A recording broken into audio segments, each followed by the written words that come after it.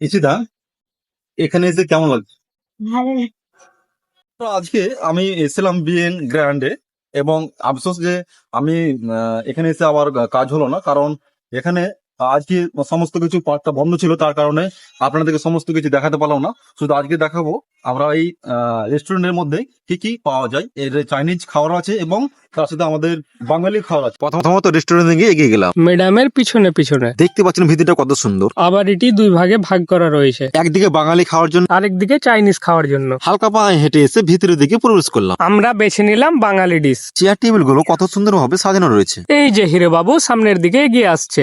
আর খিদা থামতে পারছি না। শেষ পর্যন্ত বসেই পড়লাম মেনু কার্ড দেখে অর্ডার করে ফেললাম। চিংড়ি বিরিয়ানি খাওয়ার জন্য। বিয়ের বাড়ির মতো করে দই মিষ্টি দেওয়া হলো। কিন্তু আগেই তাড়াতাড়ি খাওয়া দাওয়া সেরে ফেললাম। এখন আমাদের এখান থেকে যাওয়ার পালা। এখন আমরা বাইরের দৃশ্যটা দেখবো। বাইরের দিকটা কত মন জোড়ানোর দৃশ্য। আমরা এই পর্যন্ত যেতে পারলাম, এই পার্কিংটাই পুরোই বুকিং ছিল, কারণ কোন এক কোম্পানির ইন্টারভিউ চলছিল। নিচের দিকটা বুক থাকার জন্য ওখানে আমরা যেতে পারলাম না। বন্ধুরা, এখন আমাদের বাড়ি যাওয়া পালা।